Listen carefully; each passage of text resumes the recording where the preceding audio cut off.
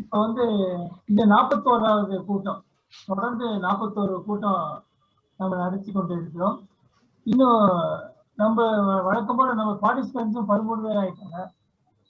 இப்ப வந்து யூஸ்வலா ஆரம்பிக்கும் போது ஏதாவது இதுல இருந்து துல்ச்சம் என்ற பத்திரிகையில இருந்து ஒரு கவிதை எடுத்து வாசிப்பேன். இது 88வது ஆண்டிலிருந்து இந்த பத்திரிகை வந்து கொண்டிருக்கிறது. இன்னும் சில நாட்களில் 115, 116 இதழ் வெளிவந்துடும். 100 பக்கங்கள் அது சிறப்பான இதழாக கொண்டு வரப்போற அது வந்துடும். இப்ப வந்து இந்த 1வது இதழ்ல ஒரு கவிதையை வாசிக்கிறேன் நான். ஜெயதேவன் என்கிற நண்பர் எழுதின கவிதை. அத்தருணத்தில் உடல் கனத்து உள்ளம் வலுவிழந்து சாவை எதிர்கொள்ளும் அத்தருணம் கண்முன் விரிகிறது. பேசி வந்த சொற்கள் பொருள் இழக்கின்றன. பழகிய முகங்களும் அந்நியமாகி போகும். இதுவரை வழி நடத்தி சென்ற மாபெரும் சக்தியின் வன்மையில் உறைந்து போவாய். அதன் பின் புதிய பல சொற்களை உனக்கென நான் தருவேன். செயல்முறைகளையும் நீ அறியும்படி செய்வேன். உலகின் வழிமுறைகளில் நின்றும் மாறுபட என்பதற்காக அல்ல, விழித்திருக்கும் பிரச்சனையில் நிலைப்பதற்கே ஆகும் என்றது அசிரிதி. மிக பெரும் கடலிலே தத்தளிப்பதாய் தோற்றம் கொள்ளும் தோணி போலானே. அலைகளிடமும் நம்பிக்கை இல்லை உனக்கு என்றது. அலைகள் என்றில்லை, பெரும் புயல் வரக்கூடும், பழக்கமே இராத நிலங்கள் பல தென்படக்கூடும் என்றேன். எல்லாம் உனக்கு அப்படியாக நிகழ்வதாக என்று சொல்லி மறைந்தது. இது வந்து ஜெயதேவன் எழுதியிருக்காரு. ஓகே, இப்ப அடுத்தது ஒரு புத்தக அறிமுகம், ஒரு கவிதை தொகுதி. இதுல வந்து நீங்களும் பங்கேற்கலாம். நீங்களும் புத்தகம் போட்டிருந்தீங்கன்னா அதை குறித்து நீங்க சொல்லலாம். அது வந்து இது பழைய புத்தகமா இருந்தாலும் பரவாயில்ல. நம்ம வந்து உடனே போடுற புத்தகம் இல்லை. இது எதற்குன்னா சும்மா இப்படி ஒரு கவிதை தொகுப்பு வந்திருக்குங்கிறத சொல்றதுக்கு தான், வேற ஒண்ணும் இல்லை. இதை நீங்க வாங்க முடியலன்னு சொல்ல போறது இல்லை.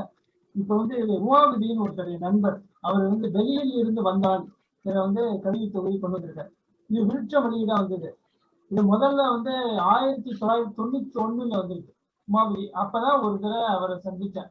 பொங்கல் தினத்தன்று எங்க வீட்டுக்கு வந்தார். இந்த புத்தகத்தை உண்டாக்குறதுக்கு அவர் கொண்டு வந்து உதவி செய்தார். அதாவது இந்த புத்தகத்துக்கு வந்து இவர் சுந்தரராமசாமி முன்னுரை இருக்கார்.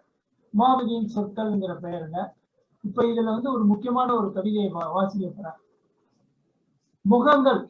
இந்த முகங்கள் ரொம்ப காலமாய் என்னை கடந்து போய்கொண்டிருக்கின்றன.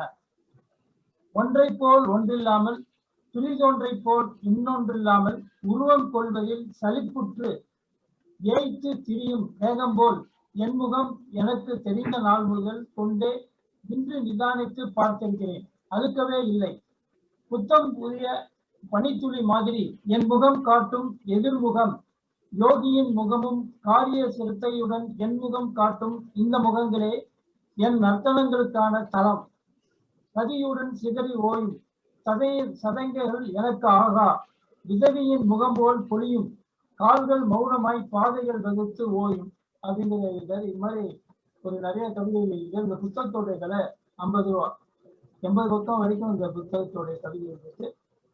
சுந்தரராமசாமி முன்னுரை இருக்கார். நன்றி. இப்ப அடுத்தது நம்ம வச்சலாம், நீங்க ஆரம்பிங்க. A Woman of Letters. இது ஆங்கில கவிதை. கே ஸ்ரீலதா அவங்க எழுதினது. Some days what I want to be is a woman of letters. To retire to my study and be solitary. I can see it all. That desk, neat, rectangular, coffee brown. Its drawers, seductive and deep, holding secrets from another age. On it, some paper, a pen, and an inkwell, and a bookcase filled with every kind of book. Austen, definitely, and Dickinson, and Chuktai. No adolescent daughters abandoning dresses in contemptuous heaps. No grubby sons, their dirty socks like bombs under my books. No spouses, no mothers, nor mothers-in-law. with their urgent thoughts. Sometimes all I want to be is a woman of letters. Between chores, the very idea makes me weep.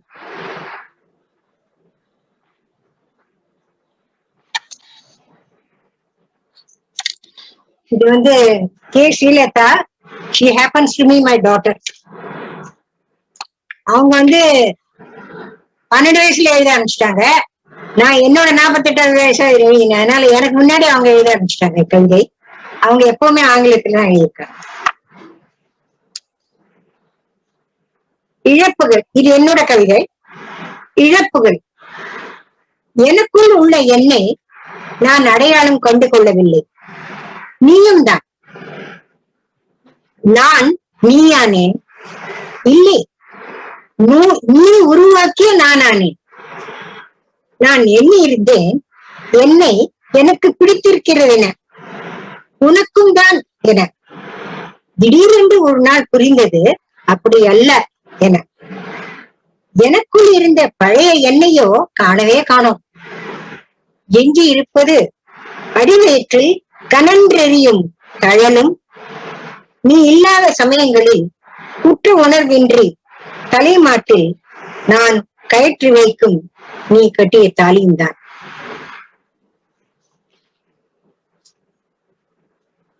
இரண்டாவது கவிதை என்னோடது. என்னால் முடிந்தார். கூறுகிறார்கள் மன்னிப்பது மனிதத்தனமா? ஆனது ஆகிவிட்டதாம். நானும் என் மக்களும் உயர்ந்து விட்டோமாம். கடந்ததை புதைத்து பெரிய மனுஷியாக நடத்தல் எனக்கு அழகாம். அவன் ஆடி ஓய்ந்து விட்டானாம். கொஞ்சம் குற்ற உணர்வு கூட இருப்பது போல் தெரிகிறதாம். எனக்கு வாழ்வு தர விரும்புகிறானாம். எனக்கு தெரியும் அவன் மன்னிப்பு கேட்க வேண்டும் என எதிர்பார்த்தல் அசிங்கம் மட்டுமல்ல, அசட்டுத்தனமும் தான். மீசை நிறைத்தால் என்ன, அவன் மீசை முளைத்தவனாயிற்றே. உண்மை உண்மை, மன்னிப்பது எனக்கு அழகுதான். மன்னித்து விடுவேன். ஒரு சில மணி துளிகளை துடைத்து எறிய முடிந்தார். மகனுடைய 10ஆம் வகுப்பு பொது தேர்வுக்கான விண்ணப்பத்தாளில் தந்தைக்கு பதில் என் பெயர் எழுத விதிகள் புரியாத தலைமை ஆசிரியருடன் தர்க்கம் செய்த அந்த அரை மணி நேரம். 3 வயது மகனுக்கு அறுவை சிகிச்சை நடக்கையில் ஆபரேஷன் தியேட்டர் வாசலில் தனியே தவித்த அந்த நீண்ட 1 மணி நேரம். நண்பர்களுடன் செய்த புனித யாத்திரையில் தம்பதியர் ஜோடி ஜோடியாக சங்கல்பம் செய்ய மண்டபத்துக்கு வெளியே கடலை வெறித்து நின்ற அந்த 2 மணி நேரம். அப்பாவின் அனாவசியத்தை 13 வயது பெண்ணுக்கு உணர்த்த ஓயாமல் விவாதம் நடத்திய அந்த 1 வருடம். புடவை வேஷ்டி என் வேண்டுதல் ஏற்று யாரோ இருவர் மேடையில் மனம் நடத்தார். என் மக்கள் மணமக்களாவதை யாரோ போல ஓரத்தில் நின்று பார்த்த அந்த சில நிமிடங்கள். எல்லாவற்றையும் துடைத்து எறிந்துவிட்டு மன்னித்து விடுவேன். என்னால் முடிந்தார். நன்றி. அடுத்தது பானுமதி 3 கவிதைகள் வாசிக்கும்படி கேட்டுக்கிறேன். அனைவருக்கும் வணக்கம். முதல்ல என்னுடைய கவிதைய படிக்கிறேன். அதுக்கப்புறம் இன்னொரு ஆங்கில கவிதை, அதுக்கப்புறம் ஒரு மொழிபெயர்ப்பு கவிதை. முதல்ல படிக்கிறது இந்த கதை பேஸ்ல ஒரு கவிதைன்னு கேட்டதுனால அந்த மாதிரியான ஒரு கவிதை. கவிதையுடைய தலைப்பு பழசும் புதுசும். எண்ணம் ஒன்று வந்தது சரவணனுக்கு. திருக்கார்த்திகையில் வண்ணம் பூசும் எண்ணம் ஒன்று வந்தது சரவணனுக்கு. திருக்கார்த்திகையில் வண்ணம் பூசும் எண்ணம் ஒன்று வந்தது சரவணனுக்கு. சுண்ணம் பூச ஏன் தை மாசம் மட்டும்? காரில் பூசுவது காலத்திற்கும் நிற்காது. ஊரார் இப்படி சொன்னால் கேட்பான் அவன்.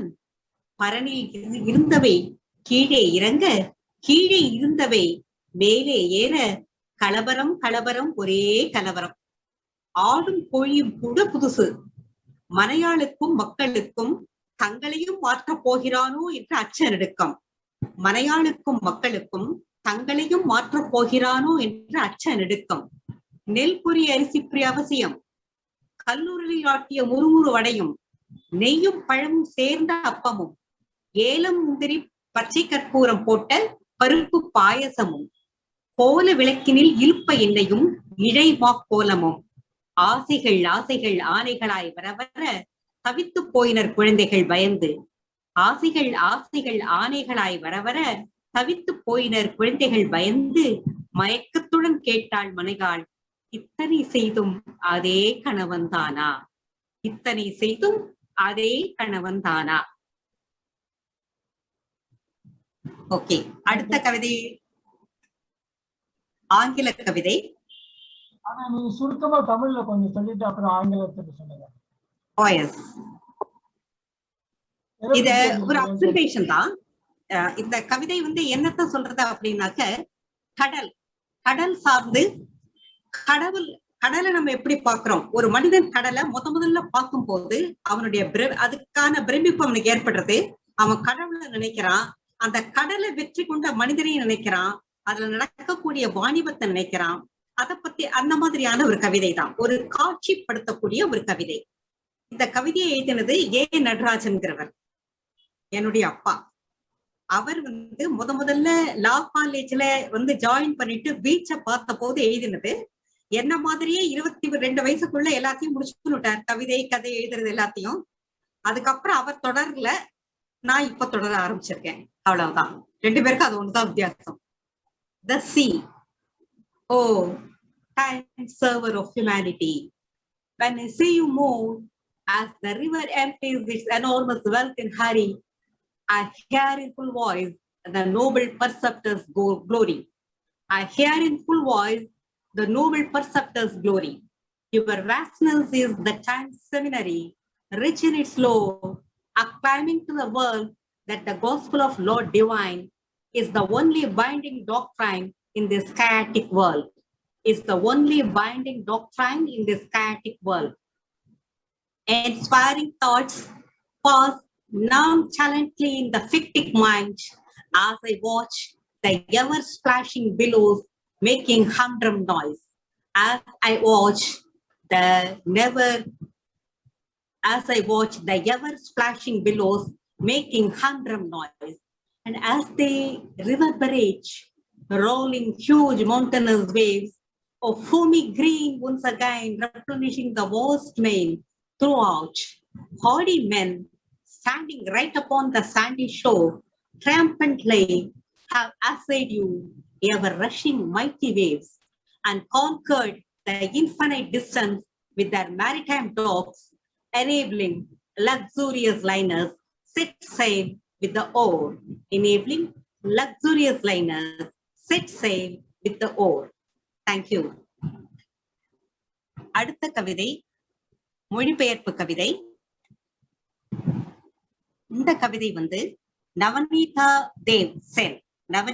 தேவ் சென்றவங்க எழுதின கவிதை. மிக அபாரமான ஒரு பனி பாலத்தை பத்தி அவங்க எழுதின அந்த கவிதைய தமிழ்ல நான் இப்ப கொடுக்குறேன். ஏன்னா அது பங்களா, அதுக்கான இங்கிலீஷ் டிரான்ஸ்லேஷன் டைரக்டா எனக்கு கிடைக்கல. தமிழ்ல இருக்கக்கூடியத இப்ப நம்ம பார்க்கலாம்.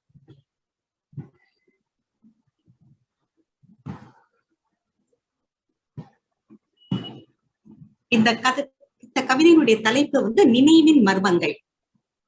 பருவ காலத்தின் ஒலியற்ற தாளமற்ற இடைவிடாத பனி. பருவ காலத்தின் ஒலியற்ற தாளமற்ற இடைவிடாத பனி உலகை மூடுகிறது, சடலத்தை போல உலகை மூடுகிறது. வெண்மலர்களால் உன்னை எங்குமே காணவில்லை. வெண்மலர்களால் சடலத்தை போல உலகை மூடுகிறது, உன்னை எங்குமே காணவில்லை. உன் பெயர் ஒலிக்கும் எல்லா திசையிலும் ஆழ்ந்து செல்லும் மர்மமாக வெண்மையில் தோன்றும் தேடிச் செல்லும் பாதங்களின் தடம். உன் பெயர் ஒலிக்கும் எல்லா திசையிலும் ஆழ்ந்து செல்லும் மர்மமாக வெண்மையில் தோன்றும் தேடிச் செல்லும் பாதங்களின் தடம். ஒரு பசும் புதர் படிப்படியே வெண்கல் மலையாகிறது. ஒரு பசும் புதர் படிப்படியே வெண்கல் மலையாகிறது. அதன் திசை பார்க்கும் போது புரிகிறது உன்னை பார்க்க முடியாது என்பது. அதன் திசை பார்க்கும் போது புரிகிறது உன்னை பார்க்க முடியாது என்பது. ஓய்வின்றி முடிவற்று பெய்கிறது காலத்தின் பனி. நாம் மூழ்கிக் கொண்டிருக்கிறோம் நம்மை இழந்து கொண்டிருக்கிறோம். நனவின் சடலத்தை நினைவின் மர்மங்களால் ஒற்றி எடுத்து நாம் மூழ்கிக் கொண்டிருக்கிறோம். நம்மை இழந்து கொண்டிருக்கிறோம். நனவின் சடலத்தை நினைவின் மர்மங்களால் ஒற்றி எடு. நன்றி.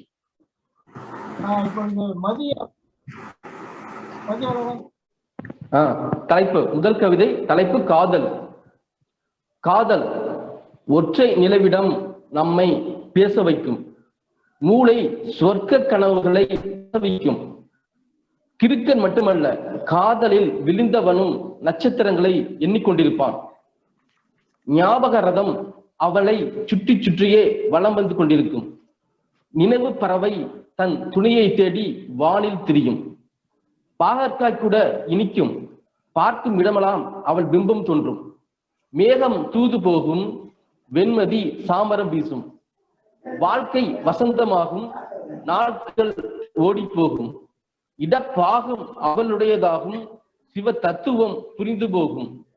வானோர் உயர்ந்து நோக்க உன் புனித காதலை நாளைய வரலாறு பேசும். காதல் படிக்கட்டுகள் ஒவ்வொன்றும் உன்னை தெய்வத்திடம் கொண்டு போய் சேர்க்கும்.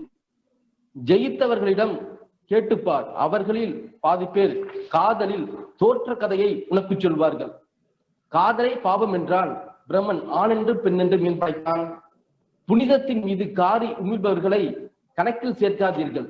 அவர்கள் பூமிக்கு பாரமாய் இன்னும் சில காலம் வாழ்ந்து விட்டு போகட்டும்.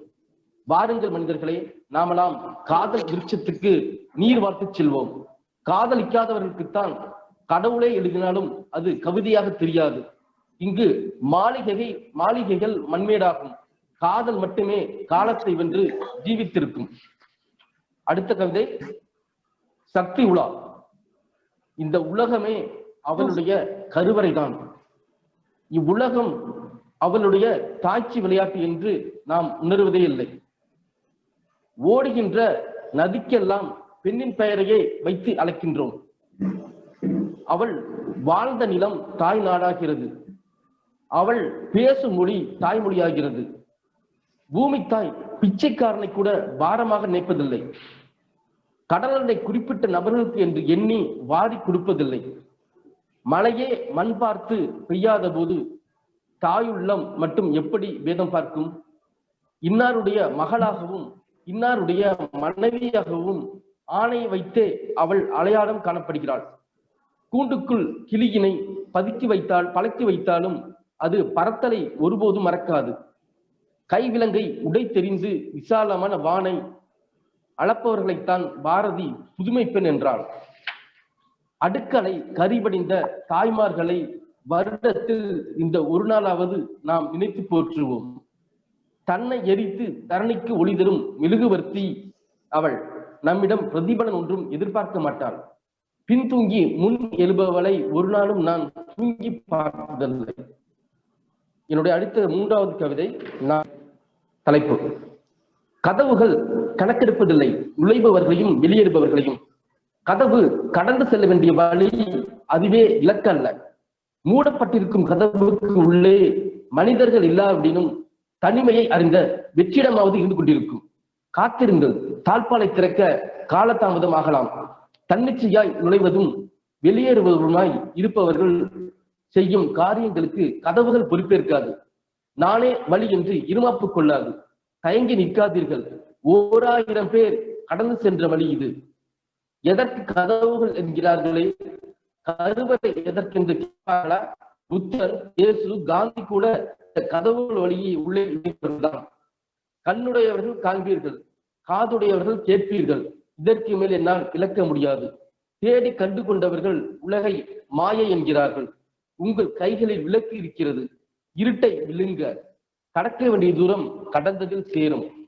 நீங்கள் முயற்சித்து இன்னும் ஓர் அடி எடுத்து வைத்தால். நன்றி, வணக்கம். நன்றி மதியாளன். அடுத்து துறை தனபாலன்.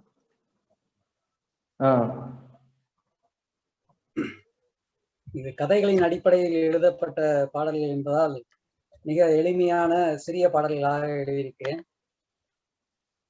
திருமண மாற்றம், இது முதல் கவிதையின் தலைப்பு. இளந்தாடி எழி என்றால் அவளே அன்று, எடுத்துவிடு சகிக்கவில்லை என்றால் என்று. மழையினிலே நனைந்திடவே அழைத்தாள் என்று. மழை பெய்வது உரைக்கலையா என்றால் இன்று. இருக்கட்டும் இதுவே சுகம், இருக்கட்டும் இதுவே சுகம் என்றேன் நானும். இருமலுக்கு யார் பார்ப்பது என்றால் அவளும். என்னாச்சு அவளுக்கு? ஒன்றுமில்லை. இருவருக்கும் மனமானது இடையில் ஒரு நாள். அவ்வளவுதான். மனமாறதுக்கு முன்னால காதலா இருக்கும் போது சொன்னதை அப்படியே மாத்தி சொல்றாங்க அந்த பொண்ணு. அடுத்த கவிதை சமத்தாக சாப்பிடடி கண்ணே என்று சரியாக கொஞ்சிடவும் அறியாயோ நீ. மகத்தான நடிகையினை இயக்குனர் திட்ட அவள் குழந்தை ஆயாவும் அடக்கி சிரித்தாள். 4 வரி கவிதை. ஒரு நடிகை தாய் பாசத்தை வெளிப்படுத்த முடியாம, நடிக்க தெரியாம தடுமாறுற காட்சி அது. அடுத்தது மற்ற ஒரு 5 வரி கவிதை. அடிபட்டு கிடந்தவனை அன்போடு எடுத்துடனே மருத்துவமனை சேர்த்திடவே ஒருத்தருக்கும் மனமில்லை. வருத்தமுடன் மனைவியிடம் கருத்திருமன் சொன்னான். சரி, நீங்கள் என் செய்தீர் என்று அவளும் கேட்க, அலுவலக அவசரத்தில் என் செய்ய என்றான். அவ்வளவுதான். சமூக அக்கறை எந்த அளவுக்கு நம்மிடையே இருக்கிறது என்பதை குறிக்கும் கவிதை. நன்றி, வணக்கம். கவிஞர்கள் அனைவருக்கும் என் முதற்கண் வணக்கம். நான் ஒரு சிறுகதையை கவிதையாக்கியிருக்கேன். குடியும் பொடியும், இது தலைப்பு. கேக்குதா? குடியும் பொடியும் இதனுடைய தலைப்பு. இந்த கதை நான் எழுதின சிறுகதை தான். தினமலர் சிறுகதை போட்டி 1990களில் இருக்கும்னு நினைக்கிறேன். அப்போ டிவி ராமசுப்பையர் அந்த நிறுவனருடைய பேர்ல நடத்துவாங்க. அதுல ஒரு ஆறுதல் பரிசு எனக்கு கிடைச்சது. அந்த கதையை கவிதையா ஆக்க முயற்சியிருக்கேன். எந்த அளவுக்கு அதை வெற்றி அடைஞ்சிருக்கின்றது நீங்க தான் சொல்லணும். குடியும் பொடியும். வாத்தியாராய் பணி செய்து ஓய்வு பெற்று வாழ்வதற்கு சென்னையிலோர் வீடு கட்டி ஆத்மநாபன் தன் மனைவி மக்களோடு ஆரோக்கியமாகத்தான் வாழ்ந்து வந்தார். வாத்தியாராய் பணி செய்து ஓய்வு பெற்று வாழ்வதற்கு சென்னையில் ஒரு வீடு கட்டி ஆத்மநாபன் தன் மனைவி மக்களோடு ஆரோக்கியமாகத்தான் வாழ்ந்து வந்தார். மூத்த மகன் வழிவந்த பேரர் மூவர். மூத்த மகன் வழிவந்த பேரர் மூவர் முக்கியமாய் பள்ளிக்கு போவதற்கும் வாத்தியாரும் தன் தேவைக்காக வெளியே செல்ல, வாத்தியாரும் தன் தேவைக்காக செல்ல வைத்திருந்தார் மாரி எனும் ரிக்ஷா ஓட்டி. அவன் பேர், ரிக்ஷாக்காரன் பேர் மாரி. மிதி வண்டி ரிக்ஷாக்காரன் மாரிக்கோ மிதமிஞ்சி குடிக்கின்ற பழக்கம் உண்டு. மிதிவண்டி ரிக்ஷாக்காரன் மாரிக்கோ மிதமிஞ்சி குடிக்கின்ற பழக்கம் உண்டு. இவன் மதிக்கின்ற ஆத்மநாப ஐயருக்கோ மனம் விரும்பி பொடி போடும் பழக்கம். இவன் மதிக்கின்ற ஆத்மநாப ஐயருக்கோ மனம் விரும்பி பொடி போடும் பழக்கம் உண்டு. நிதம் இதனால் சந்திக்கும் போது எல்லாம் நீண்ட பெரும் தர்க்கம் இவர்களுக்குள் உண்டு. நிதம் இதனால் சந்திக்கும் போது எல்லாம் நீண்ட பெரும் தர்க்கம் இவர்களுக்குள் உண்டு. மது குடிச்சா உடல் கெட்டு போவதோடு மனைவி மக்கள் நலன் கெட்டு போகும் என்பார். மது குடிச்சா உடல் கெட்டு போவதோடு மனைவி மக்கள் நலன் கெட்டு போகும் என்பார். பொடிப்பயக்கம் கூட தான் உடல் கெடுக்கும். போடாம நிறுத்துறியா? எங்க பாப்போம். அடிமடியில் கை வைக்க மாறி கேட்பான். பொடிப்பயக்கம் கூட தான் உடல் கெடுக்கும். போடாம நிறுத்துறியா? எங்க பாப்போம். அடிமடியில் கை வைக்க மாறி கேட்பான். ஐயர் இவர் அலட்சியமாய் அசராவண்ணம், அடே பொடி போடுறது பொடிப்பழக்கம், அதனால ஆபத்து அதிகம் இல்லை. குடிப்பழக்கம் குடியையே அழிச்சுடுண்டா, கூறுவதை கேள் என்பார் அன்பாய் என்றும். வாதம் இது தொடர்கதையாய் தினம் நடக்கும். வாத்தியாரோ பொடித்தூளை மூக்கில் ஏற்றி ஆதரவாய் அவன் மனைவி பக்கம் பேச அடங்கிடுவான் மாறி இவர் உபதேசத்தில். காதார கேட்டுவிட்டு கால் பிடிப்பான். காசு மட்டும் கிடைத்தவுடன் சாராயத்தின் போதையிலே நொடிப்போதில் மறந்து போவான். குடிப்பழக்கம் நிறுத்தாது தொடர்ந்தார் ஐயர். காத்திரமாய் உடல் இருந்தும் சுவாசப்பையில் கேன்சர் நோய் பரவியதால் ஆத்மநாபன் காத்திரமாய் உடல் இருந்தும் சுவாசப்பையில் கேன்சர் நோய் பரவியதால் ஆத்மநாபன் பூத்த மலர் காய்வது போல் மாறி பேச்சை போகும் முன் நினைந்து உருகி உதிர்ந்தே போனார். ஆத்திரத்தில் கண்ணீரில் கரைந்த மாறி ஐயரே ஒடிப்பயக்கம் கேடு இல்லைன்னு மாத்திக்காம சொல்லிக்கின்னு இருந்த, ஆனா மல்லாந்து பூட்டியே தவிக்க விட்டு என்று கதறி எழுத குரல் கேட்க ஐயரோ இல்லை. இது ஒரு சிறுகதையோட கவிதை. இன்னொன்று இன்றைக்கு எழுதியது, அதையும் பகிர்ந்து கொள்ள விரும்புகிறேன். திருட்டு. கணேஷ் கணபதி ஆனார், காயத்ரி சாவித்திரி ஆனார், முனுசாமி சிவசாமி ஆனார், மோகனா சாதனா ஆனார். புதிர் என்னும் சஞ்சிகையில் புது எழுத்தாளர் புகழேந்தியின் வரிகளும் வர்ணனைகளும் அச்சரம் மாறாமல் அப்படியே இருந்தன. கதையின் தலைப்பு மட்டும் கச்சிதமாய் மாற்றப்பட்டு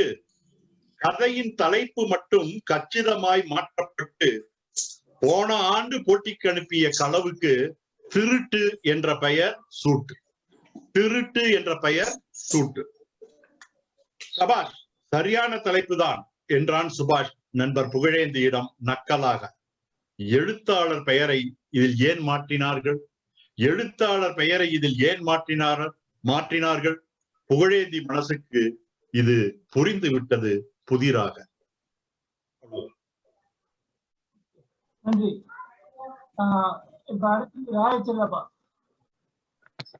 இது ஒரு போட்டிக்காக எழுதப்பட்ட ஒரு கதை கவிதை. எனக்கு கதை வேணும்னு அவர் சொல்லியிருக்காரு அழகிய சிங்கர். அதனால அதுல மானசின்னு ஒரு இளம் பெண் வருகிறாள். மானசிங்கிறது நவீன பேரா இருக்கு இல்லையா, எல்லாரும் கவர்ச்சியா இருக்கும். அதுக்காக மானசி என்றொரு எழில் மங்கை வான்மதி போலும் மலர்கொடியாள் மாநகர் பேருந்தில் தினம் நின்றே மாலை கல்லூரி சென்றிடுவாள். கொள்ளை அழகு குவிந்தவளை கொள்ளையிட தம் கண் விரித்தே தள்ளு முள்ளென்று முன்னேறி தவம் செய்து நிற்கும் வாலிபர்கள். கைகளில் புத்தக பையொன்றும் காசு பணம் கொண்ட பை ஒன்றும் நெஞ்சோடிருக்கி நித்தம் அவள் நிற்பது கண்டு அவர் மெய் வலிக்கும். தந்தை இல்லா மானசிக்கே தங்கை ஒருத்தி அல்லாமல் சொந்தம் இல்லை என்றாலும் சொந்த பொறுப்பில் வாழ்கின்றாள். காலையில் ஓரிடம் வேலை வரும், கால் வயிறு அதிலே நிறைந்துவிடும். மாலையில் கல்வி முடிந்ததுமே மழலையர் ஆடையும் செய்திடுவாள். புன்னகை ஒன்றே பொன்னகையாய் பொன்னிற பட்டாம்பூச்சி இவள். தன் கடன் தானென இருக்கையிலே தவறிய கண்ணுடன் சிலர் வந்தார். அரசியல்வாதியின் ஒரு பிள்ளை, அப்பா நடிகனின் ஒரு தம்பி, அருவாள் முருகன் என மூவர் அடிக்கடி அவளை தொடர்ந்தார்கள். முருகன் என்பவனே முரடன், முன்பே அவளிடம் தோற்றவன் தான். ஓடும் வண்டியில் இவள் இடைமேல் ஓரிரு விரலால் குறியிட்டான். ஐயோ என்றாள் மானசியும், ஆரென பார்க்கவும் அஞ்சிட்டாள். அருவாள் எடுத்தான் முரடனுமே, அமுக்கி பிடித்தார் பயணியர்கள். காவலர் வந்தே முருகனுக்கு காப்பு அணிவித்தே போக்சாவில் ஆண்டுகள் 7 சிறைவாசம் ஆவன செய்ய முயல்கையிலே ஐயோ என்றாள் மானசிதான். வேண்டாம், அவனை விட்டிடுங்கள், அவனோர் அண்ணன், அவன் தங்கை என்போல் ஏழை என்றழுதாள். அண்ணன் சிறையில் இருந்தாலே அவனின் தங்கையை யார் மணப்பார்? என்போல் அவளும் துன்புறுவாள், எனவே இவனை மன்னிப்பீர் என்றவள் சொல்லவும் அவள் காலில் வீழ்ந்தான் முருகன் விலங்குடனே. சின்ன பெண்ணி சிந்தனையால் சின்னவனாக்கி விட்டாயே, இனிமேல் நீயும் என் சோதரியே, இதுபோல் கருணை யார்க்குண்டு? தையலர் கருணை செய்யாக்கால் தர்மம் வாழுமோ என்றழுதான். இரு கை இருக்க விரல் 10 இருக்க இனிமேல் அருவாளை எடுக்கேன் என்றானே, இருவிழி துடைத்தாள் மானசியே. இது ஒரு கவிதை. வணக்கம். இன்னொரு 2 கவிதைகள், அதாவது இவன் அவளுக்கு எழுதுற கவிதை, அவள் இவனுக்கு எழுதுற கவிதை. இதுல ரொம்ப ஆழமான தத்துவ கருத்துக்கள் இருக்கிறத யாரோ சொன்னாங்க. அது இல்ல, என்ன அடிக்க வராதீங்க.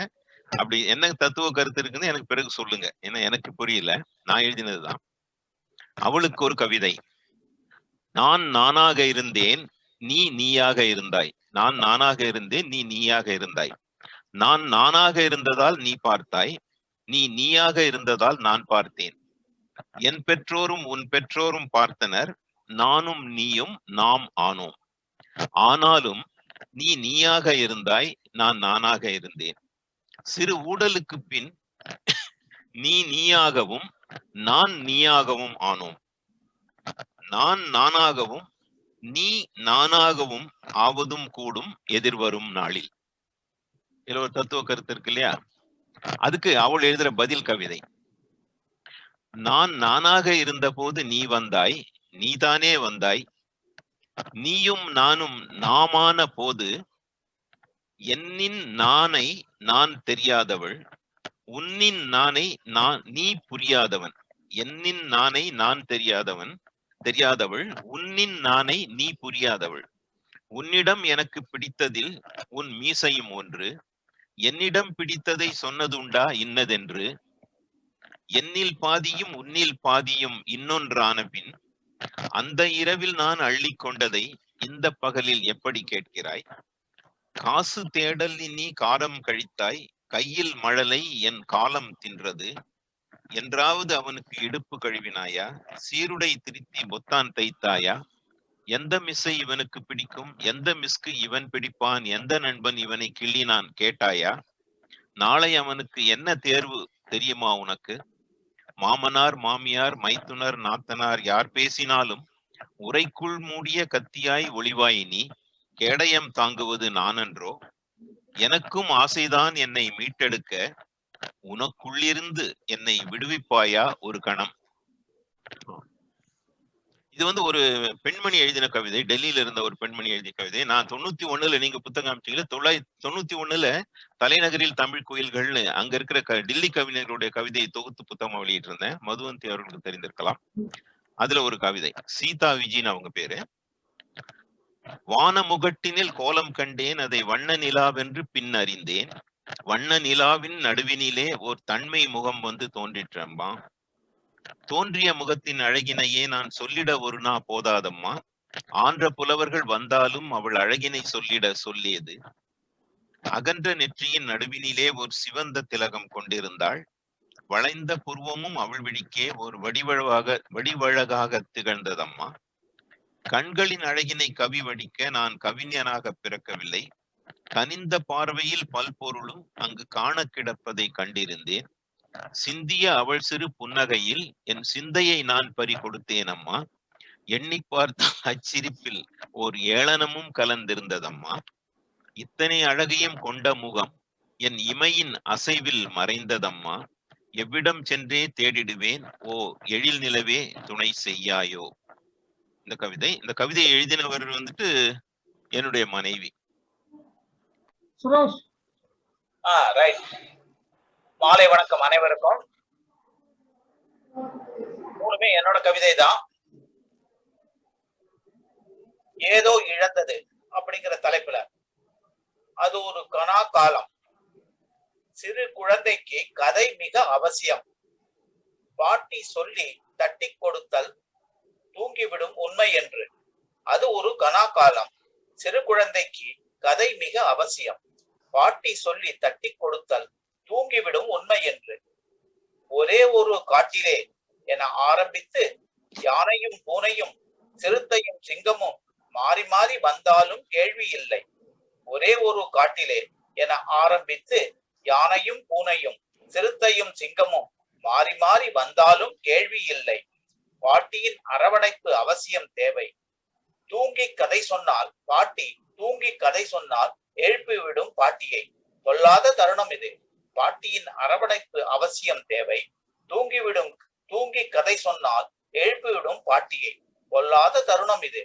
இப்போது காலமே மாறிப்போச்சு. செல்போனில் விளையாட்டு, டெடிபேரை கட்டிக்கொண்டால் தூக்கம் வரும். இப்போது காலமே மாறி போச்சு. செல்போனில் விளையாட்டு. டெடிபேரை கட்டிக்கொண்டால் தூக்கம் வரும். பாட்டி தாத்தா யாரென்று கேட்டிடுவார்.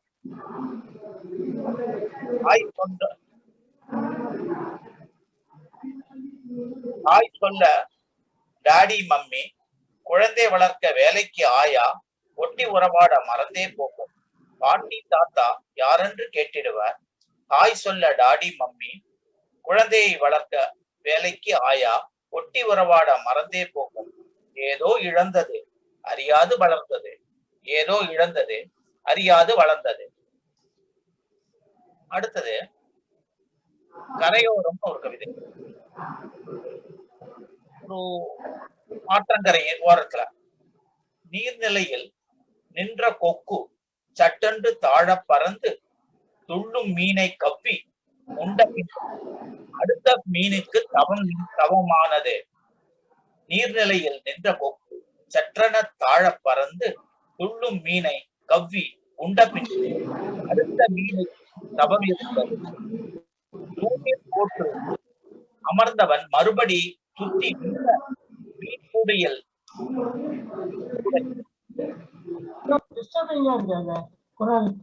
ஏதோ சத்தம் வருது.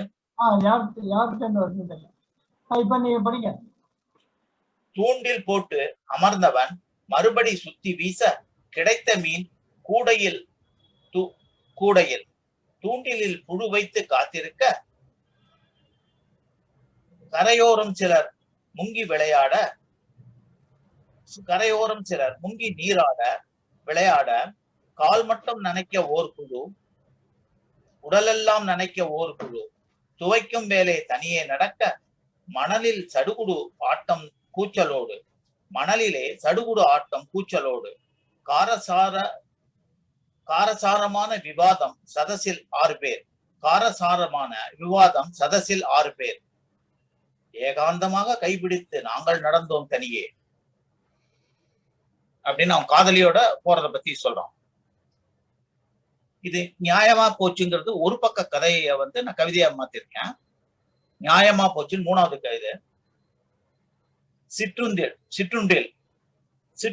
இங்க மோட்டார் சைக்கிள். சிற்றுண்டில் வேகமாக பயணித்தேன். எண்ணங்கள் எங்கெங்கோ. சிற்றுண்டில் வேகமாக பயணித்தேன். எண்ணங்கள் எங்கெங்கோ. பச்சை விளக்கு விழ காத்திருந்தேன் பாய்ந்தேன். பச்சை விளக்கு விழ காத்திருந்தேன் பாய்ந்தேன். முந்திச் சென்றவர்களை சபித்தேன். குறுக்கே வந்தவர்களை திட்டினேன். அப்போது வேகம் மட்டுமே பிரதானம். எனக்கு வேகம் மட்டுமே பிரதானம் என்றிருந்த எனக்கு காவலர் ஒருவர் குறுக்கே கை நீட்டி என்னை ஓரங்கட்டினார். அதிக வேகம் குற்றச்சாட்டு. அவரை பணம் கொடுத்து சரிகட்டி மீண்டும் பயணம். எனது அதிவேகம் குற்றமாயினும் எனது பணம் கொடுத்ததால் நியாயமா போச்சு. எனது அதிவேகம் குற்றமாயினும் பணம் கொடுத்ததால் நியாயமா போச்சு. வணக்கம். நன்றி, வணக்கம். நன்றி. குமாப்பா கபிலன். வணக்கம், அனைவருக்கும் வணக்கம். விருட்சம் அமைப்பை சேர்ந்த அனைத்து கவிஞர்களுக்கும் வணக்கம். இன்னைக்கு ஆபியஸ் அவர்கள் இல்லாதது தெரியுது. கண்டிப்பா அது ஒரு வெற்று. நான் 3 கவிதைகள் படிக்க சொல்லியிருக்கீங்க அழகிய சங்கர். முதலில் நான் என்னுடைய தந்தையார் கலைமாமணி கவிஞர் கு மாப்பா அவர்களுடைய ஒரு கவிதை என் நினைவில் எப்பொழுதும் நீங்காமல் இருக்கக்கூடிய ஒரு கவிதை. எல்லோருக்கும் பிடித்தமான கவிதையும் கூட.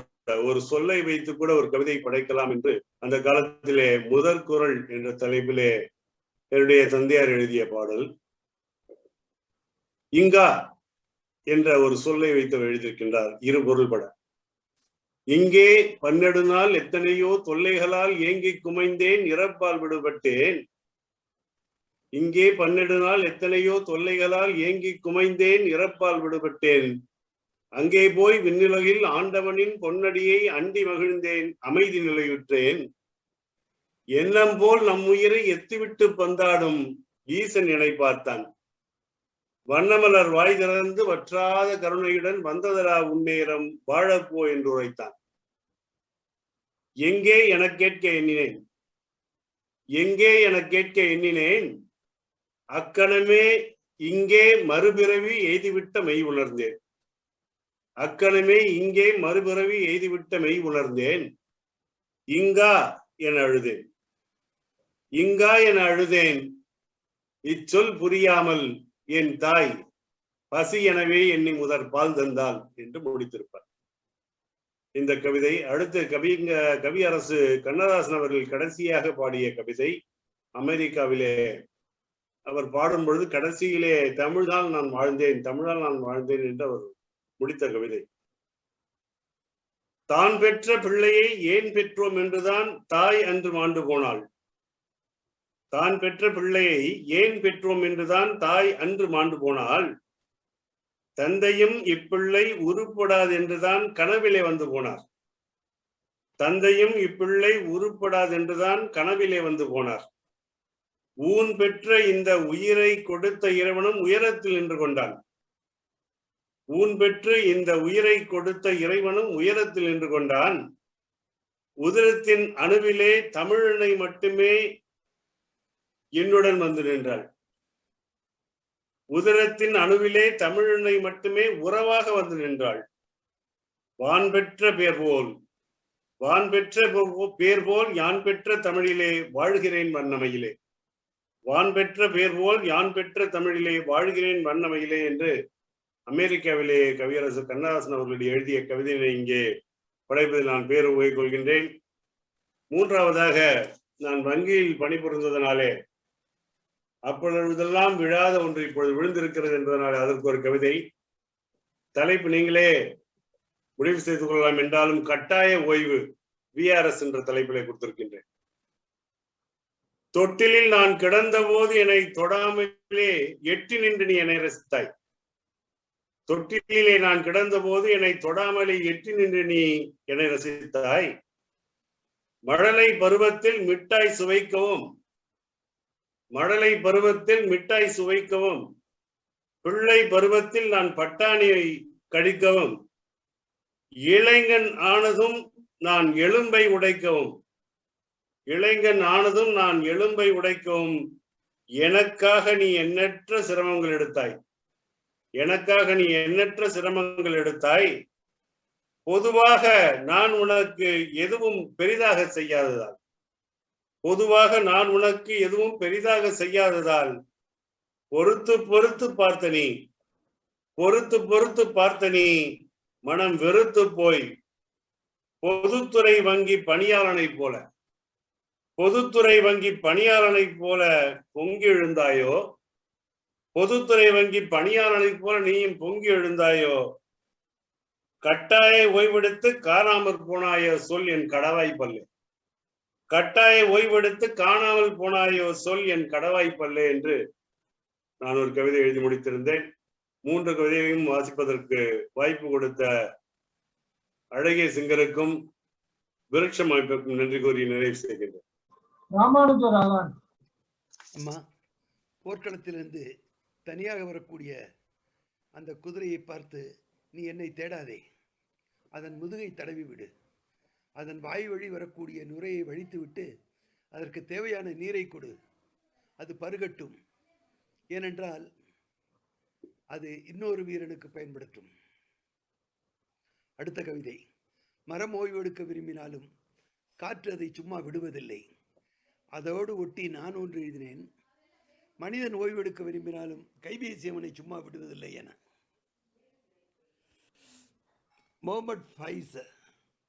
முகமது பாகிஸ்தானிய கவிஞர், அவர் எழுதுகிறார், ஆட்சியாளர்களே, நீங்கள் காதலர்கள் கூடக்கூடிய தெருவில் தெருவு விளக்குகளை அணைத்து விடலாம், ஆனால் நிலவை உங்களால் குருடாக்க முடியாது என்று. மற்றொரு கவிஞர், அவரும் சிறை பறவைதான், அவர் எழுதுகிறார், சிறையின் ஜன்னலிலிருந்து பார்க்கும்போது நிலவு இறங்கி வருகிறது, நட்சத்திர படிக்கட்டுகளின் வழியாக. இறுதியாக நான் எழுதிய ஒன்று. பாதாள சாக்கடையை சுத்தம் செய்த சன்னாசி மூச்சடைத்து மூச்சு இழந்தான். சன்னாசிக்கு நிவாரணம் தந்தது அரசு. அந்த சந்தோஷ செய்தியை அவனின் மகன் கழிவுநீர் தொட்டியிலிருந்து தலை நிமிர்ந்து பார்த்தபோது சொல்லப்பட்டது. நன்றி அழகிய சிங்கர். நன்றி. இப்ப ஞாயிறு ராமசாமி. அனைவருக்கும் எனது மாலை வணக்கம். முதல் முயற்சியாக கதை கவிதை. தலைப்பு வீரன். இன்னும் சில தூரம் நான் செல்வேன் சில காலம், நம் எல்லை என் வாசம், போர் வீரன் என் அடையாளம். இன்னும் சில தூரம் நான் செல்வேன் சில காலம், எங்கும் பனி மூட்டம், குளிர்குடையின் உயிரோட்டம், என் தடத்தில் பல தடைகள், அதை காப்பது என் கடமை. இன்னும் சில தூரம் நான் செல்வேன் சில காலம். தாயும் தந்தையும் என் ஊரில், என் மனைவியும் மகனும் அவர் நிழலில். தாயும் தந்தையும் என் ஊரில், என் மனைவியும் மகனும் அவர் நிழலில். பிறக்க இருக்கும் மகளுக்காய் சிணுங்கி ஒலிக்கும் கொலுசு என் பையில். பிறக்க இருக்கும் மகளுக்காய் சிணுங்கி ஒலிக்கும் கொலுசு என் பையில். இன்னும் சில தூரம் நான் செல்வேன் சில காலம். சூழ்ந்த நமது எதிரிகளை சுட்டு வீழ்த்தி நான் முன்னேறுகிறேன். நமது எதிரிகளை சுட்டு வீழ்த்தி நான் முன்னேறுகிறேன். நம் தாய்மண் இதனை காக்கிடவே என் பிறவி பயனாய் எண்ணுகிறேன். நேரம் நகர்ந்து செல்கிறது, தந்தை தந்த கடிகாரம் சொல்கிறது. நேரம் நகர்ந்து செல்கிறது, தந்தை தந்த கடிகாரம் சொல்கிறது. தாய் நெற்றி இட்ட வெற்றி திலகம் இன்னும் சிவந்து ஈரம் இன்னும் இருக்கிறது. தாய் நெற்றி இட்ட வெற்றி திலகம் சிவந்து ஈரம் இன்னும் இருக்கிறது. இன்னும் சில தூரம் நான் செல்வேன் சில காலம். படுத்து சாய்ந்த மலை தாண்டி பல தூரம் செல்லும் என் பயணம். நான் எடுத்து வைக்கும் காலடி எல்லாம் பகை அடித்து வீழ்த்தும் சவுக்கடிகள். மகனை சுமந்த தோள் மேலே நான் துப்பாக்கி ஏந்தி நடக்கின்றேன். நெஞ்சை மறைத்த சீருடைக்குள் என் மனைவியின் மூச்சை உணர்கின்றேன். மகனை சாய்த்த தோள் மேலே நான் துப்பாக்கி ஏந்தி நடக்கின்றேன். நெஞ்சை மறைத்த சீருடைக்குள் என் மனைவியின் மூச்சை உணர்கின்றேன். இலக்கினை நானும் நெருங்கிவிட்டேன், தேச கொடியை ஊன்றி வணக்கமிட்டேன்.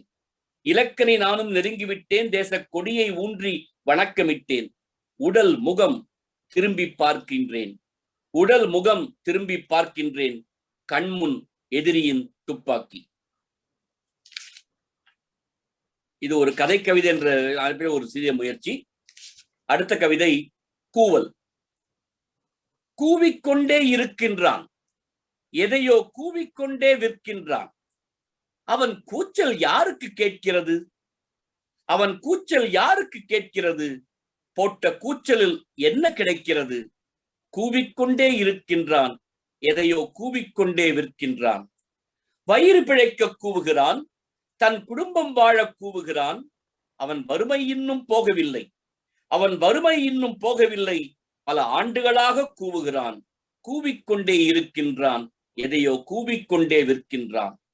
காலையும் மாலையும் கூவுகிறான், நடை பயணம் வலிக்க கூவுகிறான். காலையும் மாலையும் கூவுகிறான், நடை பயணம் வலிக்க வாழுகிறான். நான் வறண்டு போக கூவுகிறான், வேறு வழியில்லாமல் கூவுகிறான். நான் வறண்டு போக கூவுகிறான், வேறு வழி இல்லாமல் கூவுகிறான். கூவிக்கொண்டே இருக்கின்றான், எதையோ கூவிக்கொண்டே விற்கின்றான். வீதியில் பெரிதாய் கூவுகின்றான், பொருள் விற்று போக கூறுகிறான்.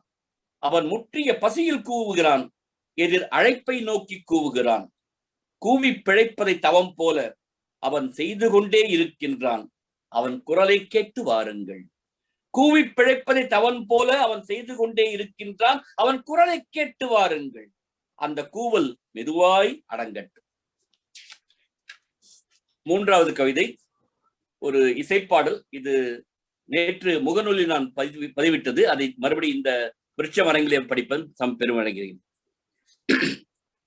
இன்னைக்கு இன்ஸ்ட்ருமெண்ட்ல இருந்தாலும் கவிதையை பாடுறேன்.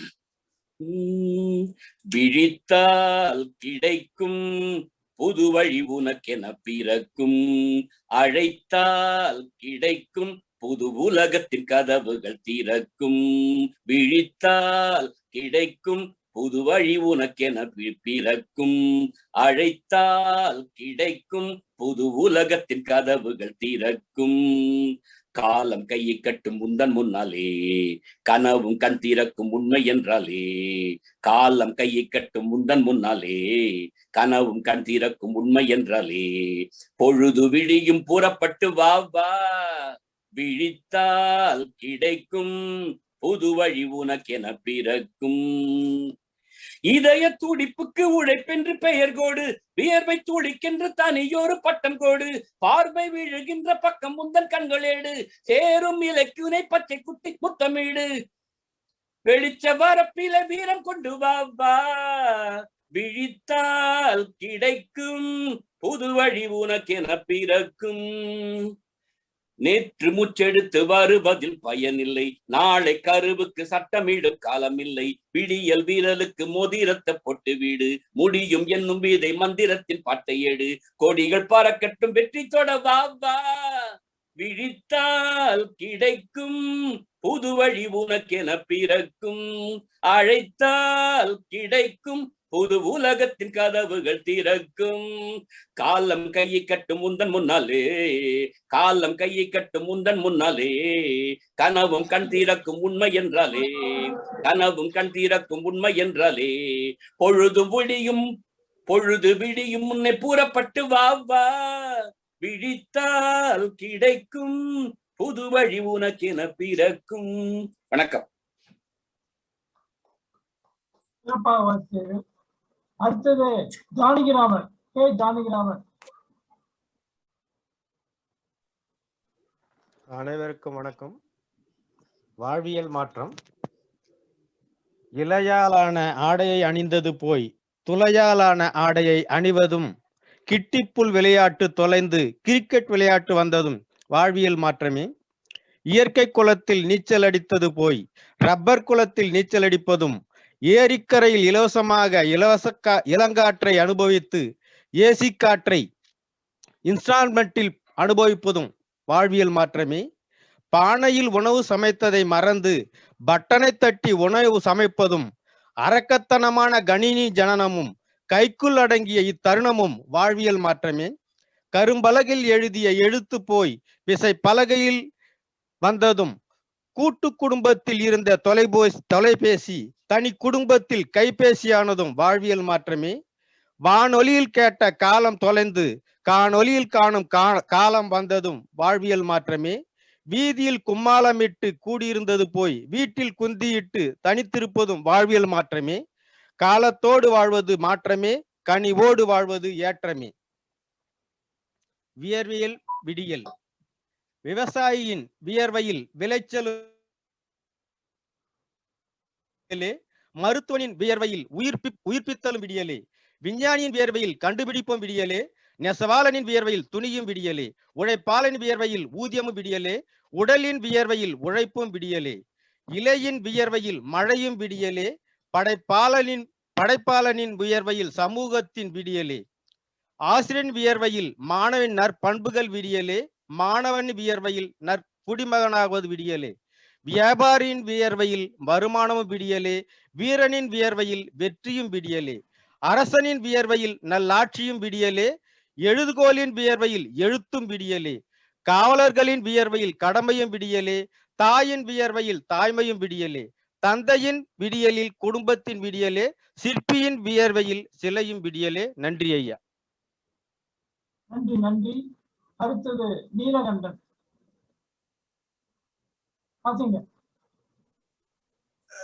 நவீன விருட்சம் கவிஞர் குழாம் எல்லோருக்கும் எனது இதயபூர்வமான வணக்கங்கள். முதலில் கதை சார்ந்த ஒரு கவிதையை படிக்கிறேன். கோர அனுபவம் என்னும் தலைப்பிலான கவிதை இது. நேற்று பங்கூர்தியில் பகிர்ந்த பயணம். நேற்று பங்கூர்தியில் பகிர்ந்த பயணம் 3 பேரும் 3 மூலையில். மூக்கும் வாயும் மூடிய முகமூடிக்குள் நான், மூக்கும் வாயும் மூடிய முகமூடிக்குள் நான், அருகில் இருந்தவர் திறந்த முகமாய் திரிந்த நபர், அச்சமில்லை அவருக்கு. எதிர் திசையின் மூன்றாம் அவர்தான் என் கோரக்கதையின் நாயகன். மூக்கிற்கு கீழே அவருக்கு முகமூடி, அவரின் மடியிலும் கீழேயும் விமான பயணத்தை சொல்கிற விலை கூடிய பைகளோடு பகட்டாய் அவர்.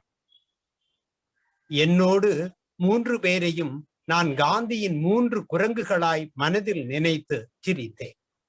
என்னோடு அந்த 3 பேரையும் நான் காந்தியின் 3 குரங்குகளாய் மனதில் நினைத்து சிரித்தேன்.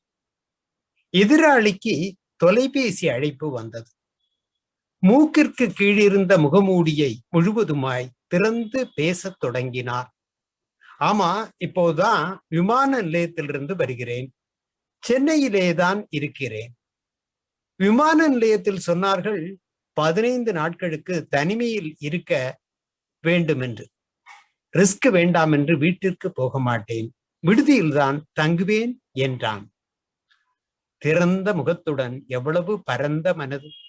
அதன் பின் அவனது குருஜியை பற்றியும் நண்பரோடு பகிர்ந்து கொண்டிருந்தான். பணத்தை பங்கூர்தியில் பகிர்ந்து லாபித்தான்.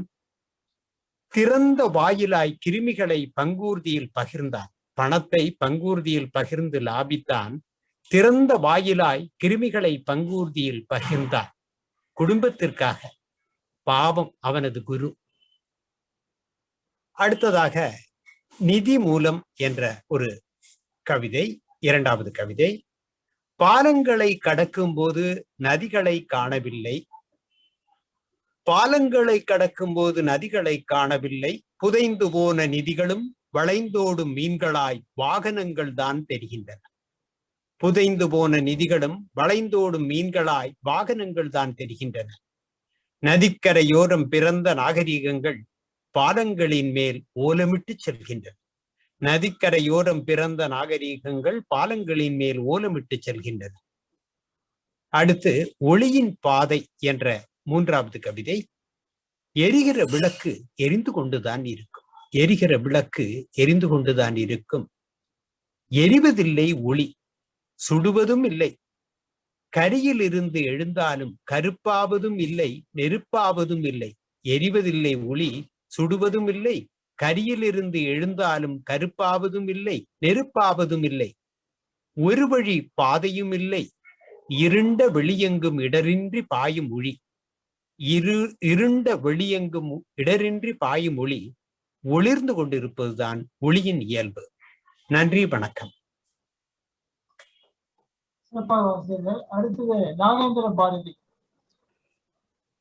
நன்றி அழகேசிங்கர். முதலில் இன்றைய தலைப்பான நாட்டுப்புற கதைகளை பற்றிய ஒரு பொதுவான பார்வை. தலைப்பு நாட்டுப்புற கதைகள். செவி வழியே சேர்ந்து வந்த நாட்டுப்புற கதைகளிலே கற்பனையின் தாளம் உண்டு, கருத்துக்களின் ஆழம் உண்டு. செவி வழியே சேர்ந்து வந்த நாட்டுப்புற கதைகளிலே கற்பனையின் தாளம் உண்டு, கருத்துக்களின் ஆழம் உண்டு. கண் வழியே சேர்ந்து வரும் கணினிகளின் காட்சிகளில் விற்பனையின் ஓலம் உண்டு, வியாபார கோலம் உண்டு. கண் வழியே சேர்ந்து வரும் கணினிகளின் காட்சிகளில் விற்பனையின் ஓலம் உண்டு, வியாபார கோலம் உண்டு. நாட்டுப்புறம் என்றாலே நாகரீகம் இல்லை என்போர் வீட்டுப்புறம் சாயட்டும், வீண் பேச்சு ஓயட்டும். நாட்டுப்புறம் என்றாலே நாகரீகம் இல்லை என்போர் வீட்டுப்புறம் சாயட்டும், வீண் பேச்சு ஓயட்டும். நாட்டுப்புறம் நல்ல புறம், நம்பிக்கை உள்ள புறம். நாட்டுப்புற கதை படிப்போம், நன்னறியில் வாழ்ந்திடுவோம். நாட்டுப்புறம் நல்ல புறம், நம்பிக்கை உள்ள புறம். நாட்டுப்புற கதை படிப்போம், நன்னறியில் வாழ்ந்திடுவோம். அடுத்த கவிதை கப்பலோட்டிய காலம். வாய்க்கால் தண்ணீரில் வரிசையாய் கப்பல்கள். வாய்க்கால் தண்ணீரில் வரிசையாய் கப்பல்கள்.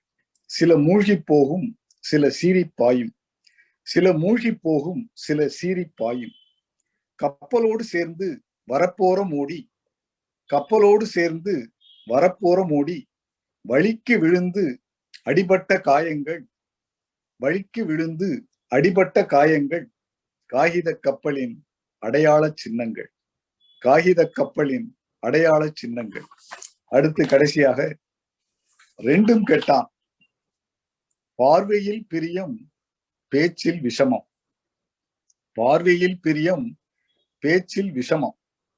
வராவிட்டால் விசாரிப்பு, வந்தால் புறக்கணிப்பு. வராவிட்டால் விசாரிப்பு, வந்தால் புறக்கணிப்பு. கூட்டத்தில் அரட்டை, தனியாக மௌனம். கூட்டத்தில் அரட்டை, தனியாக மௌனம். இங்கிட்டும் போகாம அங்கிட்டும் போகாம, இங்கிட்டும் போகாம அங்கிட்டும் போகாம, ரெண்டும் கெட்டானாய் என்னடி பாசாங்கு, ரெண்டும் கெட்டானாய் என்னடி பாசாங்கு. நன்றி, வணக்கம். மதுவந்தி. வணக்கம். வணக்கம். ஒரு வாரமும் புதுவிதமான சவால்கள், கதையை பற்றி கவிதைகள் சொல்லணுங்கிறதுனால கதை அது முயற்சி பண்ணியிருக்கேன். முதல் கவிதை வடை பரிசு. எங்கும் திரிந்து ஏதும் கிடைக்காமல் வந்தமர்ந்தது காகம். எங்கும் திரிந்து ஏதும் கிடைக்காமல் வந்தமர்ந்தது காகம். முன்னோரின் நினைவாக வடையொன்றை வைத்தாள் பாட்டி. முன்னோரின் நினைவாக வடையொன்று வைத்தாள் பாட்டி. ஆசையாய் வாயில் கவ்வி அமர்ந்தது காகம் உண்ண. ஆசையாய் வாயில் கவ்வி அமர்ந்தது காகம் உண்ண. குயிலினும் இனிது உன் குரல், எனக்காக ஒரு பாடல் கேட்க ஆசை. குயிலினும் இனிது உன் குரல், எனக்காக ஒரு பாடல் கேட்க ஆசை. நரி வந்து கேட்டது. வெறும் புகழ்ச்சி உண்மை இல்லை என தெரிந்தும், வெறும் புகழ்ச்சி உண்மை இல்லை என தெரிந்தும், பாராட்டும் சொற்கள் காதில் இனிக்க, இந்தா பரிசன வடையை தந்தது காகம். இந்தா பரிசன வடையை தந்தது காகம். மீண்டும் காவென கரைகிற காகத்தை ஆச்சரியமாய் பார்த்தாள் பாட்டி. மீண்டும் காகாவென கரைகிற காகத்தை ஆச்சரியமாய் பார்த்தாள் பாட்டி. அடுத்த கவிதை துணிப்பை. தூரத்து சொந்தம் நெருக்கம் மனசோடு ஆன உறவினரின் இல்ல விழா ஊருக்கு வெளியே. தூரத்து சொந்தம் நெருக்கம் மனசோடு ஆன உறவினரின் இல்ல விழா ஊருக்கு வெளியே. பட்டுப்புடவை அணிந்து பஸ்ஸில் போக முடியாதென ஆட்டோவில் பயணம். பட்டுப்புடவை அணிந்து பஸ்ஸில் போக முடியாதென ஆட்டோவில் பயணம். விழா முடிந்து உடை மாற்றி பட்டுப்புடவை, பட்டு வேஷ்டி, மகனுடைய உடை எல்லாம் துணிப்பையில் மடித்து மாலையில் மறுபடியும் ஆட்டோ. விழா முடிந்து உடை மாற்றி பட்டுப்புடவை, பட்டு வேட்டி, மகனுடைய உடை எல்லாம் துணிப்பையில் மடித்து மாலையில் மறுபடியும் ஆட்டோ. உறவினர் வீட்டு தாம்பூலப்பை, வழியில் வாங்கிய பலசரக்கு பை, கைப்பையென தூக்கி ஆயாசமாய் வீடமர்ந்து தேநீர் அருந்திய போது, துணிப்பை எங்கே, உன் கையில் என் கையில் என மாற்றி மாற்றி வாதம். துணிப்பை எங்கே, உன் கையில் என் கையில் என மாற்றி மாற்றி வாதம். ஆட்டோக்காரன் கொணர்ந்து தருவானோ எனும் நப்பாசையும் பலிக்கவில்லை. ஆட்டோக்காரன் கொணர்ந்து தருவானோ எனும் நப்பாசையும் பலிக்கவில்லை. இரவுணவு சாப்பிட அமர்ந்த போது தொலைபேசி சினுங்கியது. இரவுணவு சாப்பிட அமர்ந்த போது தொலைபேசி சினுங்கியது. மறந்து போய் வைத்த துணிப்பை பலசரக்கு கடையில் மறுநாள் காலை வந்து வாங்கிக் கொள்ளவும். மறந்து போய் வைத்த துணிப்பை பலசரக்கு கடையில் மறுநாள் காலை வந்து வாங்கிக் கொள்ளவும்.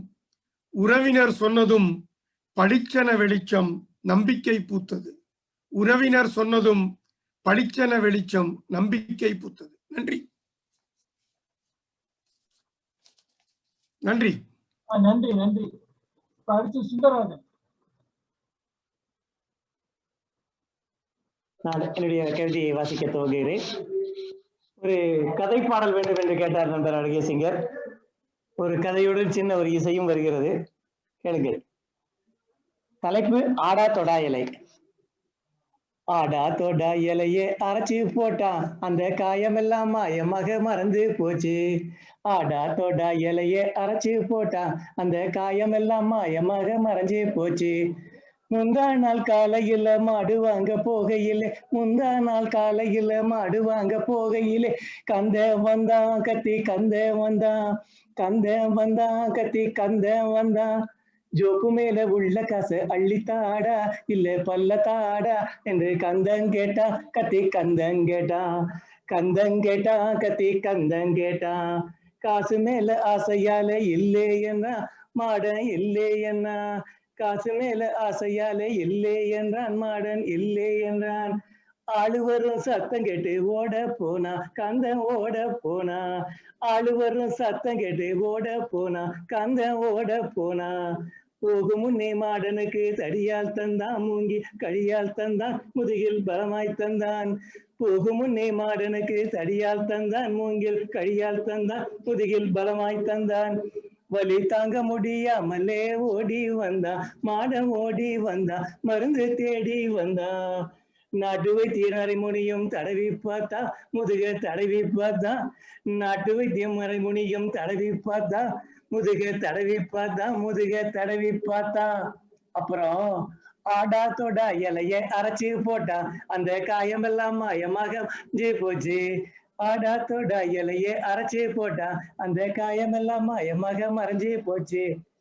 இது ஒரு கவிதை. அடுத்தது இன்னொரு கவிதை, இரண்டாவது கவிதை. இதுல ஒரு சின்ன ஒரு சோக கதை இருக்கும், பாருங்க. குருவி குருவி குருவி, இதான் தலைப்பு. குருவி குருவி குருவி கும்பகோணத்து குருவி, குருவி குருவி குருவி குளிக்க போனது குருவி. அருவி அருவி அருவி குத்தாலத்து அருவி, அருவி அருவி அருவி குருவியை அழைத்தது அருவி. குளிக்கும் குருவியின் வளைவு நெளிவை உத்து பார்த்தது அருவி. முறைச்சு பார்த்த குருவியின் அழகில் விரைச்சு போறது அருவி. குருவி குருவி குருவி குஷியாய் குளிக்கும் குருவி, வழுக்கி போனது அருவி குருவியின் மேனியை தழுவி. அருவி அருவி அருவி ஆசையை கொட்டும் அருவி, குருவியின் மேனியில் பரவி சுகத்தில் சொக்குது அருவி. அருவியின் நீரை குடிக்கும் குருவி முத்தம் முத்தம் என்றது அருவி, குருவியின் மேனியில் அலையும் அருவி நித்தம் நித்தம் என்றது குருவி. அருவியின் வேகம் தாங்கா குருவி, வலியில் கொஞ்சம் குடித்தது குருவி. ஆசையை அடக்க முடியா குருவி, அருவியின் மடியில் மடிந்தது குருவி.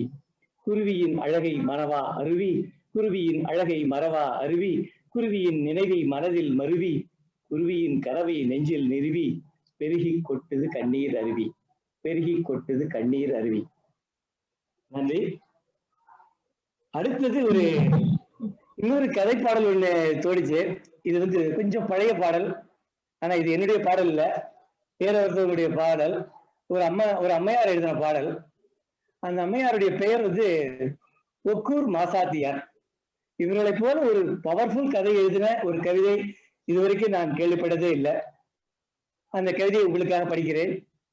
கெடுக சிந்தை கடிதிவள் துடிவே, மூதின் மகளிர் ஆதல் தகுவே, மேனால் உற்ற செருவில் கிழவர்னை யானை எரிந்து களத்தொழிந்தனே, நெருநல் உற்ற செருவிற்கிவர் குழுனன் பெருநரை விலகி ஆண்டு பட்டனனே, இன்றும் செருப்பறை கேட்டு விருப்புற்று மயங்கி வேல் கை கொடுத்து வெளிதுவரி துடி பாருமயிர் குடுவி எண்ணெய் நெவி, ஒரு மகன் அல்ல வில்லோள் சிறுமுக நோக்கி செல்கன விடுமே என்று பாடிய அந்த புறநானூறு பாட்டுடைய கருத்தை மட்டும் 2 வரிகளை சொல்லி இன்றைக்கு நிகழ்வை நிறைவு செய்கின்றேன். 2 நாட்களுக்கு முன் நடந்த போரில் இவளது தந்தை ஒரு யானையை கொன்றுவிட்டு அவனும் இறந்து வீரமரணம் எய்தினான். அன்றைக்கு முதல் நாள் நடந்த போரில் இவளது கணவன் பசுக்களை எதிரிகளது மீட்கும் போது நடந்த போரிலே மாண்டான், அவனும் வீரமரணம் எய்தினான். இன்றும் போர் முரசு ஒலிக்கிறது. வேல் ஒன்றை எடுத்து அவள் கொடுக்க ஒரு கை வாங்கிக் கொள்கிறது. வெண்ணிற உடை ஒன்று எடுத்து உடுத்தி விடுகிறாள். தலைமயிருக்கு எண்ணெய் தடவி பாரி விடுகின்றாள். பிறகு போர் நடக்கும் திசையை நோக்கி செல் என அனுப்பி வைக்கிறாள். இவ்வளவும் செய்வது யாருக்கு என்றால் அந்த ஒரு மகனை தவிர வேறு குழந்தைகளே இல்லாதவள் அந்த மகனைத்தான் என்று அனுப்புகிறாள். என்னே தமிழர் வீரம்! இவளது கடுமையான எண்ணம் துணிவு கெட்டுடியட்டும் என்று வஞ்ச புகழ்ச்சியாக கூறுகிறார். கெடுக சிந்தை கடிதுவள் துணிவே. நன்றி, வணக்கம். இப்ப பிரேம பிரபா வந்து படிக்கின்றாங்க கவிதை. பிரேம பிரபா கவிதை அமைச்சிருக்கார், நான் படிக்கிறேன். பிரேம பிரபா தொடர்ந்து தோற்கும் புலிக்கடவுள் பரந்த பாலை பகுதியில் வெளிச்சம் ஊடுருவ தயங்கும் பாழடைந்த கல் மண்டபத்தில் சுனை நீரின் சலனமற்ற ஒழுக்கலென கசிகிறது மங்கிய ஒளி. மழை காலத்தில் வழிந்து இறங்கிய நீரின் தடயங்களென காய்ந்து போன பாசி தடங்களில் அங்கு வந்த காதலர்களின் வருகை கையொப்பம். இதான பிளவுகளில் பறவைகள் விட்டகன்ற காய்ந்த கூடுகளில் நிரந்தரமாக தேங்கி விடுகிறது கருப்பையின் வாசம். துண்டாடப்பட்ட தலை சுவர் மூலையில் கேட்பார்களற்று சரிந்து கிடக்க தலை இல்லாமல் பீடத்தில் கம்பீரமாக கடவுள் வீட்டிற்கும் இருள் போர்த்திய கருவறையில் நிறைந்து கிடக்கிறது ஏழைகளின் பிரார்த்தனைகள். ஆடு மேய்க்கும் சிறுவன் ஒருவன் சிறிய வழிபாட்டிற்கு பிறகு இடுப்பில் சுருட்டி வைத்திருந்த பளிங்கு கற்களை எடுத்து மண்டப படிக்கட்டுகளில் ஆடுபுள்ளி ஆட்டம் ஆட கடவுளை அழைக்கிறான். கடவுளும் துண்டாடப்பட்ட தன் தலையை கைகளில் ஏந்தி கொண்டு மிகுந்த உற்சாகத்துடன் குழியாக கட்டடங்களில் ஓடி ஒளிந்து திறமையாக வெளியேறி சிறுவனுடன் விளையாடும் போது ஒரு ஆட்டினை கூட பலிவிடப்படாமல் சிறுவனிடமே பத்திரமாக அனுப்பி வைக்கிறார். தொடர்ந்து தோற்றுக்கொண்டே இருந்த அந்த புலி கடவுள். இப்ப அடுத்து வந்து நான் வந்து இப்ப கல்வி வாசிக்கிறேன். இது பிரேமா பிரபாவோட கவிதை. முதல்ல வந்து நாகக்குத்தனுடைய கவிதையை வாசிக்கிறேன். குட் பை சொன்ன கிளி. நாகக்குத்தன் கவிதை குட் பை சொன்ன கிளி. பேசும் கிளி மேல் எனக்கு ஆசை பிறந்தது. நான் ஒரு பேசும் கிளியை வாங்கி வந்தேன். பேசும் கிளியை என்னிடம் விற்றவன் கிளியை எப்படி வளர்க்கணும் என்பதை என்னிடம் விரிவாக சொன்னான். கூண்டில் கிளியை வளர்ப்பது பாவம் என்று கூறினார்கள் பக்கத்து போஷன் பெரியவர்கள். நான் அதை பொருட்படுத்தாமல் நல்ல இடமாக பார்த்து பேசும் கிளியின் கூட்டை அமர்த்தினேன். பேசும் கிளியின் கூண்டை அமர்த்தினேன். கூண்டில் இருந்த கிளி பழங்களை விதைகளை நன்றாக தின்று, ஆனால் ஒரு நாள் கூடவே பேசவே இல்லை. என்ன குறையோ என்ன கோபமோ பேச பிடிக்காமல் போயிற்றென்று சும்மா இருந்தேன் சில நாட்கள். என்னிடம் இல்லை என்றாலும் வேறு யாரிடமாவது பேச வேண்டும் அல்லவா அந்த கிளி. குட் மார்னிங் சொன்னேன். சுவையாய் இருந்தவா என்றேன். எதற்கும் பேசவில்லை அந்த கிளி. வீட்டுக்கு வந்தவர்கள் கிளியிடம் பேச்சு கொடுத்தார்கள். பதிலுக்கு பேசவே இல்லை அந்த கிளி. பேசாத கிளியை வளர்ப்பானே என்றார்கள் வீட்டில். நானும் கிளியை விற்கலாம் என்று தீர்மானித்தேன். விலைக்கு வாங்க வந்தவர் கேட்டார், பேசுமா என்று. பேசுமே என்றேன். வீட்டுக்கு கொண்டு போய் பழங்கள் தந்து பழகுங்கள், 2 நாளில் நன்றாக பேசும் என்றேன். பொய் சொன்ன நெஞ்சில் பூதங்கள் ஐந்தும் புன்னகை செய்தன. பொய் சொன்ன நெஞ்சில் பூதங்கள் 5 புன்னகை செய்தன.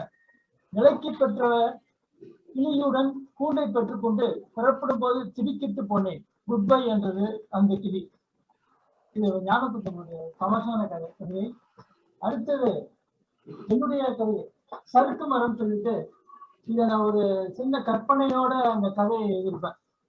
சறுக்கு மரம் கொண்டும் உட்கார்ந்து கொண்டும் கொண்டிருந்த எனக்கு எண்ணத்தை துறக்கலாம் என்று தோன்ற நின்று கொண்டிருந்த நான் நின்று கொண்டிருக்க கண் இமைகள் அசையாமல் கைகளும் கால்களும் ஓரிடத்து நிற்க உடல் சாய்ந்து விழுவது போல் தோற்றம் கொள்ள என்னாச்சு உனக்கென யாரோ பிடித்து கொள்ள சொப்பன நழுவி விழுந்தேன்.